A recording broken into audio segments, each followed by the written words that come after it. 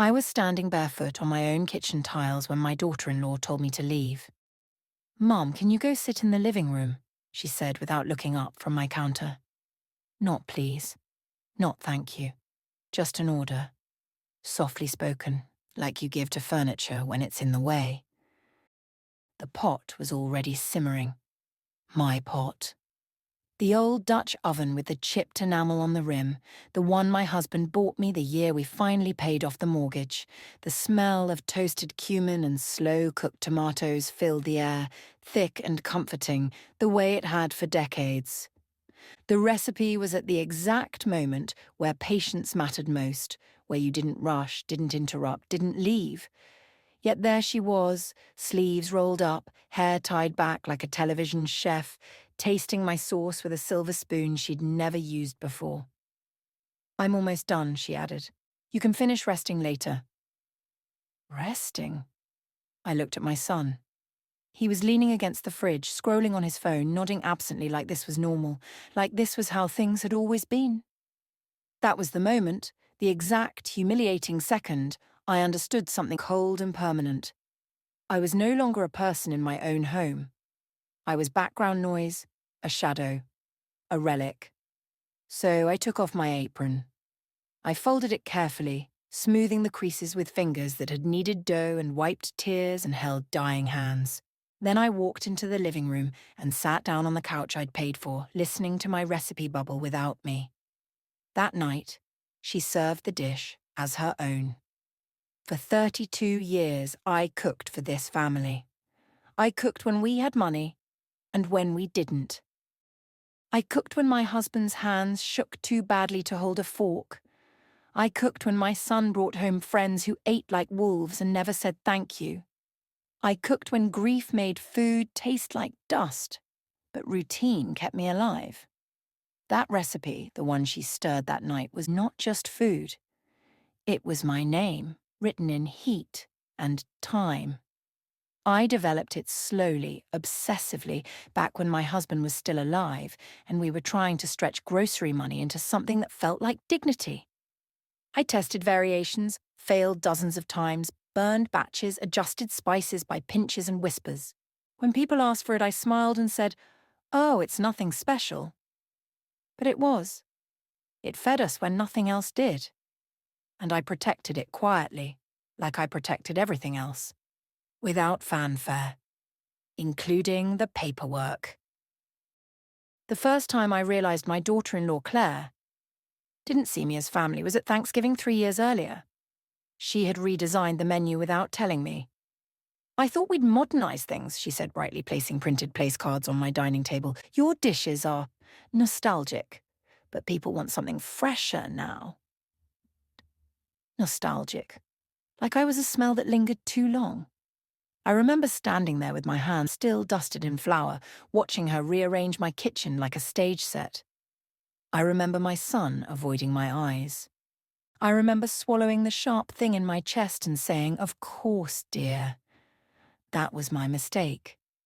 Every surrender teaches people how to treat you. By the time Claire suggested entering a small food competition, I had already been reduced to a footnote. "It's just for fun," she said, laughing. "A local thing." She asked for the recipe casually, like borrowing sugar. I hesitated, just for a breath. Then my son said, "Mom, you always say you want her to feel like part of the family." So I handed it over, not knowing she'd already memorized half of it from watching me cook, not knowing she'd tweaked it just enough to claim originality, not knowing she'd rewrite history with a smile. The first article came out a month later. "Rising culinary talent Claire Williams draws from her deep-rooted family legacy." Legacy. I read the word 3 times, my tea going cold beside me. No mention of me. No inspired by. No passed down. Just hers. When I brought it up gently, she laughed. "Oh, Mom," she said, patting my hand. "It's just branding." Branding? That's when something inside me went very still. I didn't confront her. I didn't argue. I didn't warn anyone. I did something far more dangerous. I waited. Because while Claire was chasing applause, she had forgotten something crucial. I am from a generation that documents quietly.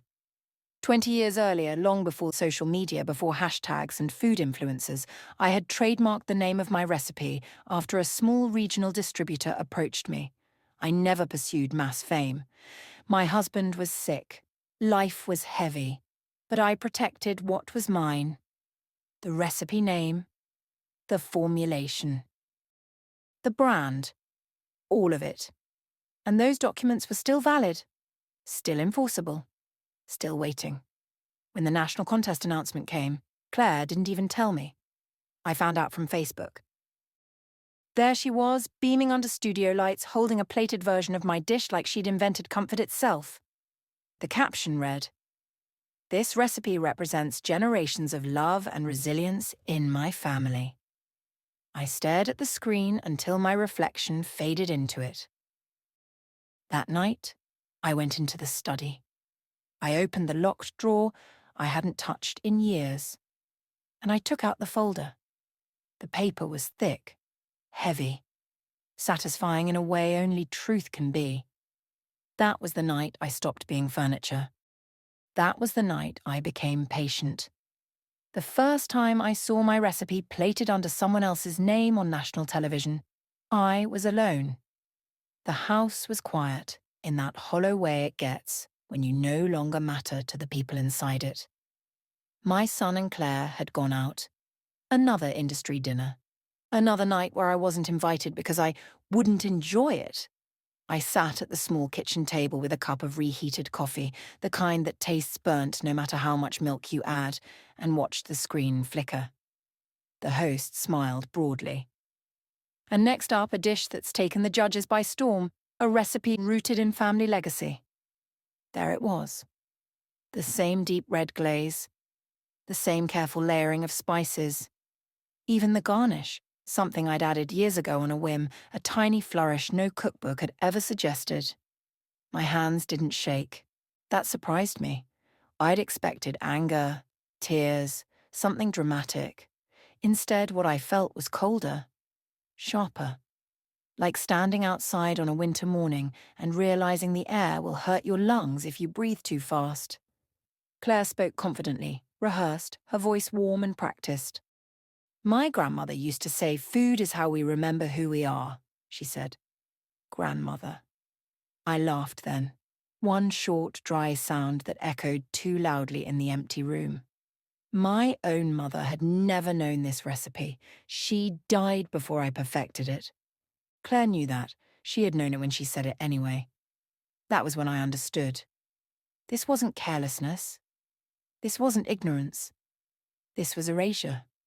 The next morning, I found my kitchen rearranged. Again, the spice rack, my spice rack, had been reorganized alphabetically, not by use. Anyone who actually cooked knew that was nonsense. The Dutch oven was gone from its usual hook, replaced by a sleek stainless steel pot that looked good on camera but cooked unevenly. Claire stood at the counter, typing on her phone. "Oh, good, you're up," she said brightly. "We're doing a photo shoot today. Try not to come through here too much, okay? It messes with the light." Try not to come through my own kitchen. I nodded, because that was what I'd been trained to do. Years of marriage, motherhood, sacrifice, it had taught me how to make myself small without even thinking about it. But something was changing. I noticed details now. The way my son deferred to her tone.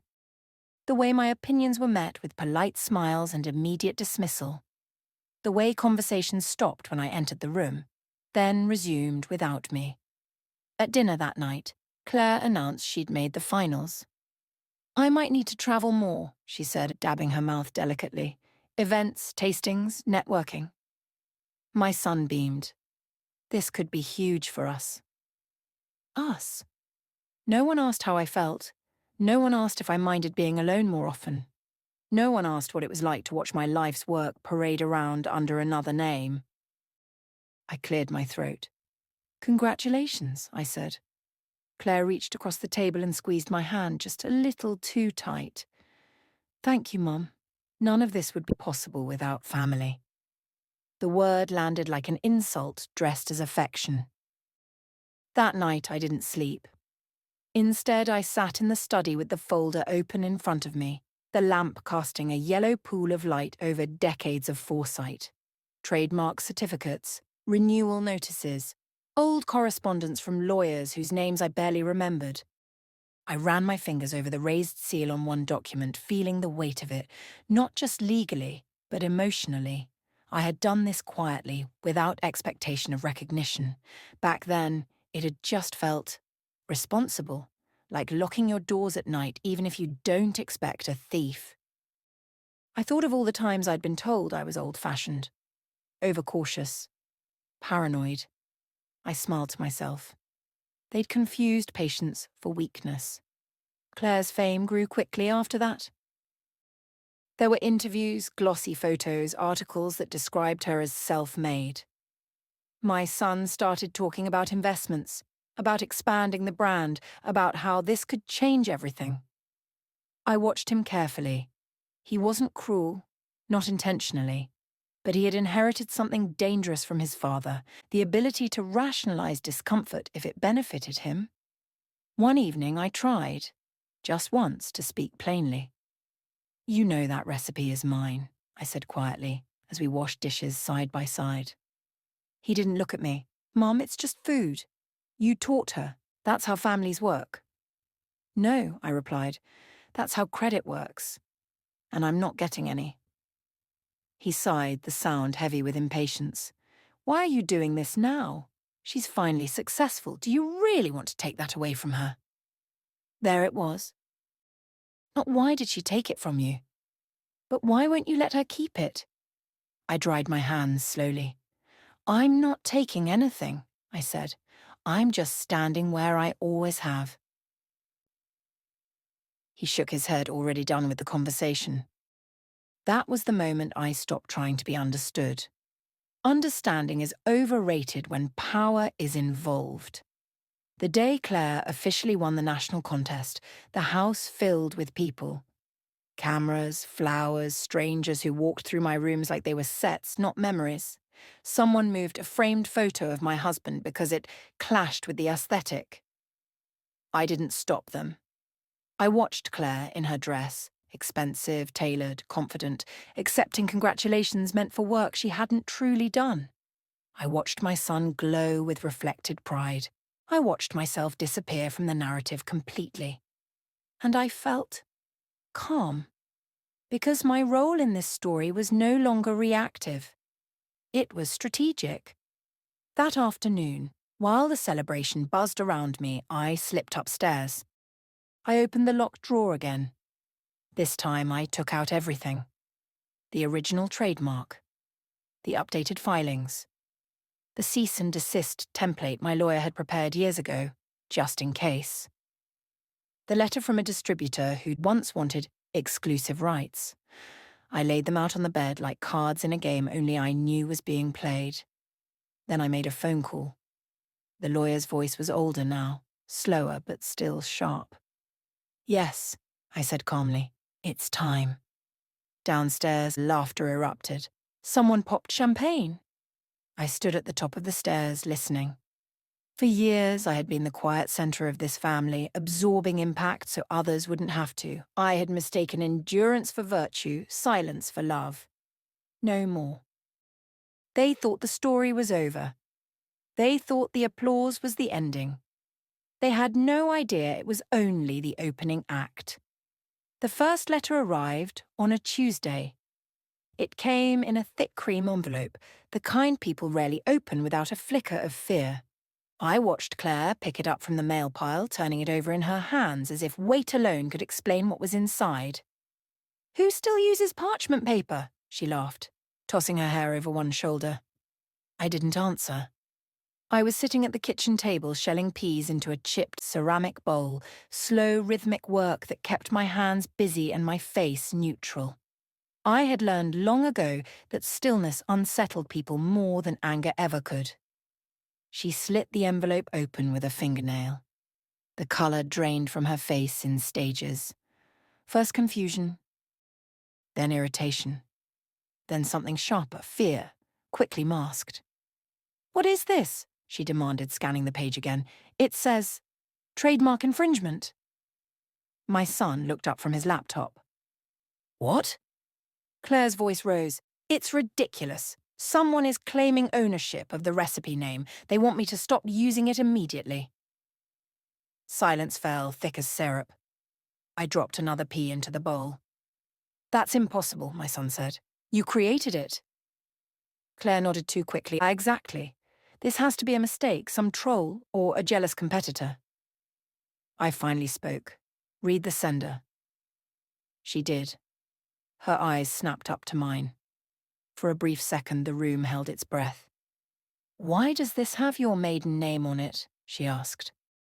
I met her gaze evenly. "Because it's mine." You could hear the refrigerator hum.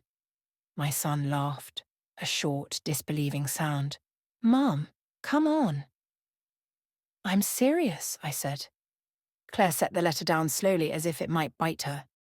"You're saying you trademarked the recipe?" she asked. "The brand name," I corrected. 20 years ago, the formulation too in certain jurisdictions." "That's insane," she said. "Why would you even do that?" I smiled faintly. "Because I built it." My son stood up. "This is about jealousy, isn't it? You couldn't stand seeing her succeed." I felt something stir then, not anger, but grief. Grief for the boy who had once watched me cook at this very counter, who had once bragged about my food to his friends. "No," I said quietly. "This is about consent." Claire crossed her arms. "You gave me the recipe." "I shared it," I replied. "I never gave you my name, my story, or my rights." Her lips thinned. "This is petty." "No," I said again. "This is precise." Within days, the letters multiplied. One to the contest organisers, one to the network, one to the distributors circling Claire like sharks with business cards. Each one polite. Each one firm. Each one backed by documentation so thorough it was almost beautiful. Claire tried to act unbothered. "Lawyers love to posture," she said loudly on the phone one evening. "It'll blow over." But I saw the cracks. She stopped humming while she cooked. She snapped at assistants. She drank more wine at night, the clink of the bottle against the counter sharp and telling. The house changed too.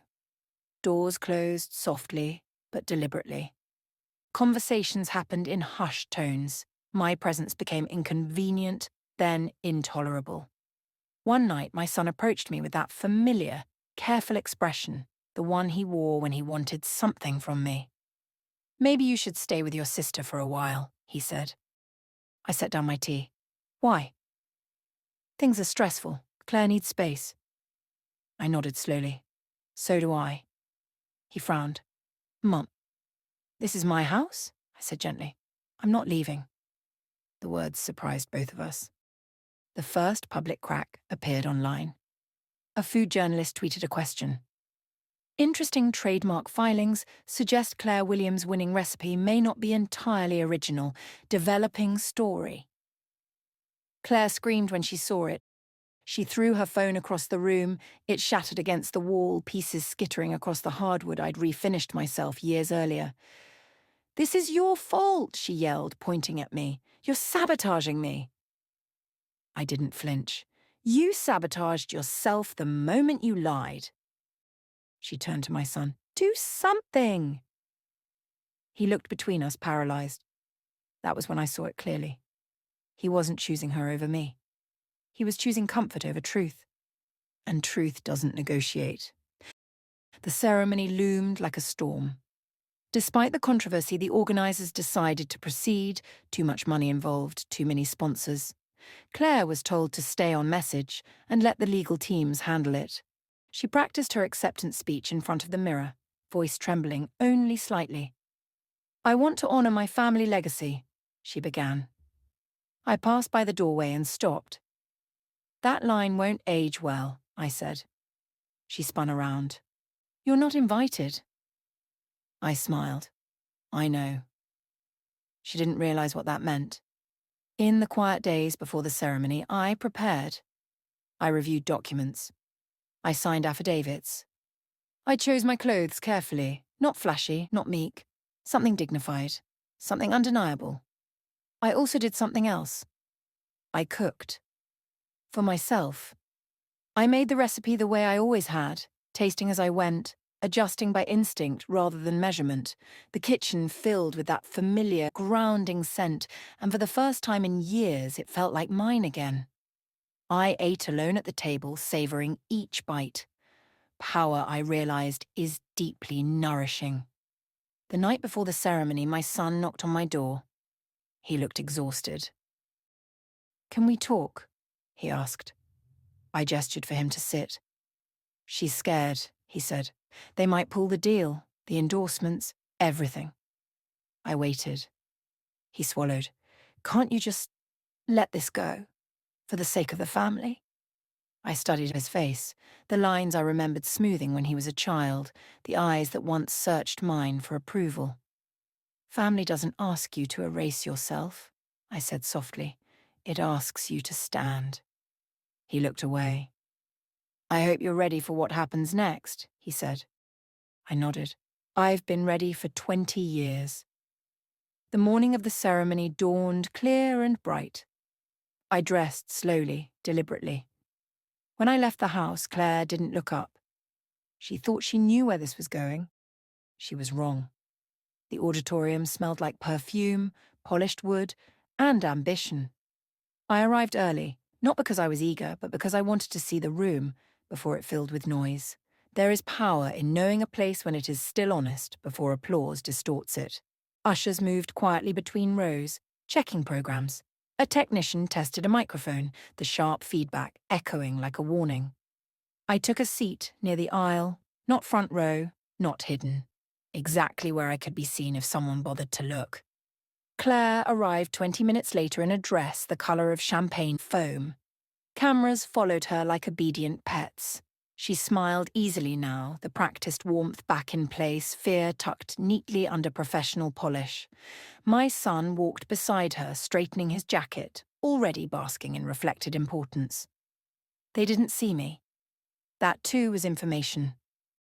The ceremony began with swelling music and hollow speeches about innovation, passion, and authenticity. Each word felt like a small joke only I could hear. When they announced Claire as the winner, the applause was thunderous. She stood hand to chest, eyes glistening. The spotlight found her instantly, bleaching the room of nuance. As she walked toward the stage, she glanced out over the audience, and this time she saw me. Her step faltered. Just once. I met her gaze and nodded. The kind of nod you give when the board is already set. She delivered her speech flawlessly. She thanked the judges. She thanked the sponsors. She thanked her supportive husband and her incredible family history. The crowd leaned in, hungry for inspiration.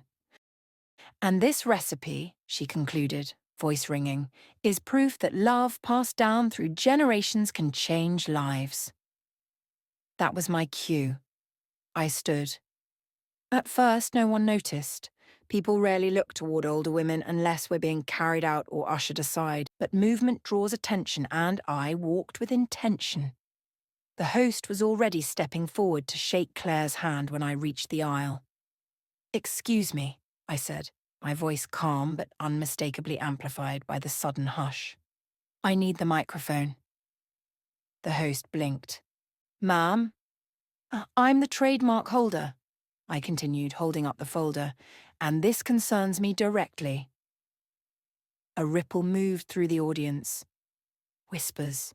Phones raised. A journalist leaned forward so fast she nearly fell out of her seat. Claire froze.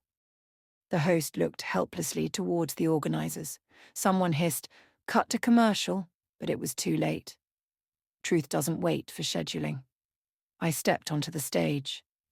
The lights were hotter than I expected. I could feel them on my skin, the weight of attention settling like a heavy coat. But I had carried heavier things. I opened the folder. The paper made a soft, authoritative sound. "My name is Margaret Hale," I said. I am the creator of the recipe marketed here tonight. A collective intake of breath. Claire's smile cracked.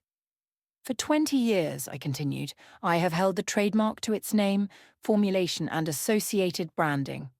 These documents, I lifted them slightly, have been filed, renewed, and verified. The host stammered, "Ma'am, this is highly irregular." "So is the theft," I replied. Applause broke out, not loud, not yet, but sharp, curious, dangerous. Claire stepped toward me, voice low and frantic. "Please," she whispered, "we can talk about this later." I turned to her.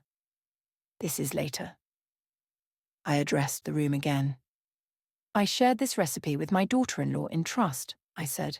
"I did not give permission for it to be entered into competition under false claims of origin." A screen behind us flickered to life. The organisers had no idea what to do, but the technicians did what they always do when confronted with drama. They followed the most compelling feed. There it was. My name. The trademark registration. The date, 2 decades earlier. The room leaned forward as one. "This brand," I said, tapping the page, "has a history. A real one." Claire's hands shook. My son stood from his seat. "Mum, stop. You're embarrassing everyone." I looked at him. "No," I said gently, "I'm correcting the record." The applause grew. Not for me. Not yet, but for the moment itself. People love a reveal. They love a story that reorders power. The host cleared his throat. "Given this new information, we'll need to—" A judge interrupted. "This changes everything." Another added, "We were misled." Claire backed away as if the stage itself had turned against her. Sponsors whispered. Lawyers typed furiously. The camera panned, catching every crack in her composure. I felt oddly light. Not triumphant. Resolved. Security approached me cautiously, unsure whose side they were on. I handed the folder to the host. "You'll find everything in order," I said. "My attorney is available for questions." Then I turned to Claire. "I hope the applause was worth it," I said softly. "It cost you more than you knew." She stared at me, eyes glassy. "You planned this," she whispered. I nodded. "I prepared." There is a difference. The ceremony dissolved into chaos. The award was suspended pending review. Sponsors withdrew temporarily, which everyone knew meant permanently. Journalists swarmed like bees sensing exposed honey. I left the stage the same way I'd entered, calm, steady, unhurried. As I reached the exit, someone called my name. It was a woman from the front row, older than me, her eyes shining. "Thank you," she said simply. I smiled. Outside, the evening air was cool and clean. I breathed deeply, tasting freedom in the back of my throat. Behind me, the building buzzed with fallout. Ahead of me, the night waited, wide open. The morning after the ceremony, the house felt different. Not quieter.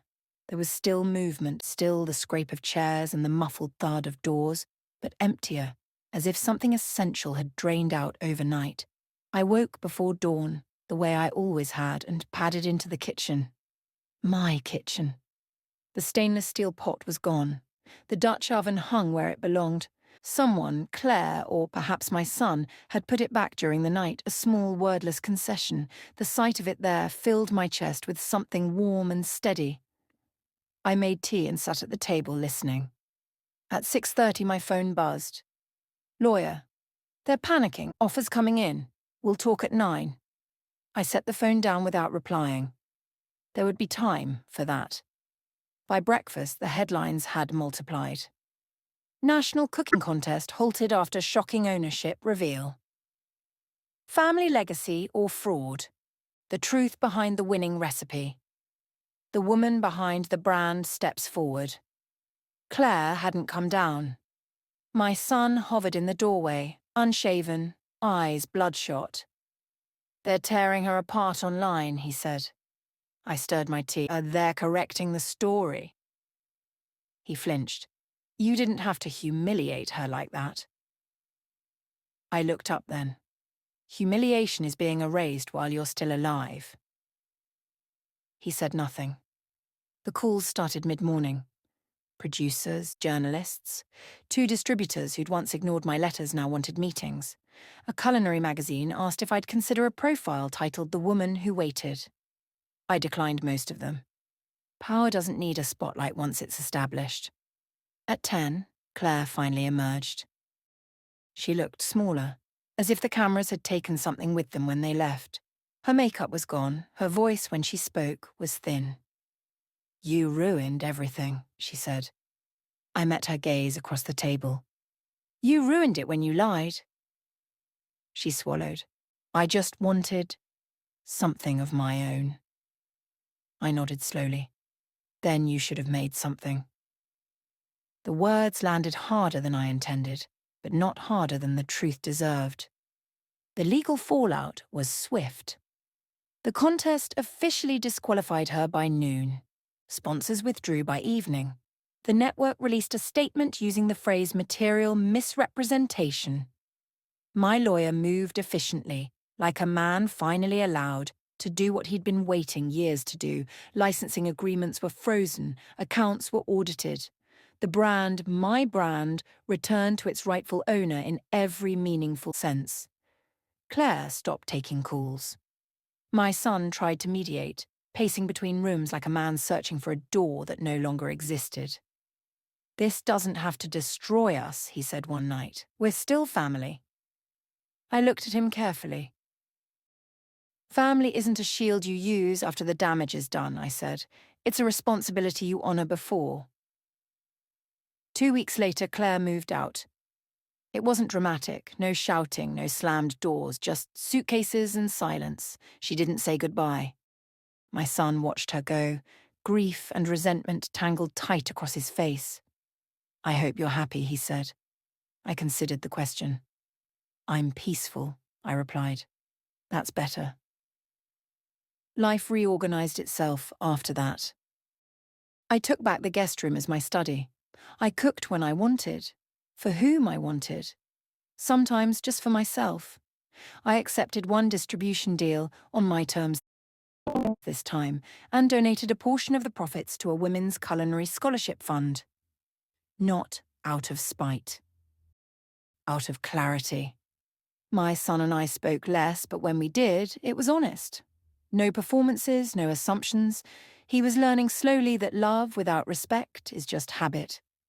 One afternoon, months later, I stood in the kitchen with the windows open, the smell of my recipes simmering gently on the stove. I thought of all the years I had mistaken silence for grace, endurance for virtue. I thought of how easily people take what you don't defend. I lifted the spoon, tasted, smiled. Some things, when reclaimed, taste sweeter than they ever did before. If there is a lesson in all this, it is not about revenge.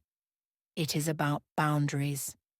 About understanding that love does not require self-erasure and generosity does not mean surrender. About knowing that the quietest person in the room may be the one holding the documents. I was underestimated because I allowed it. I will not make that mistake again. And neither should you.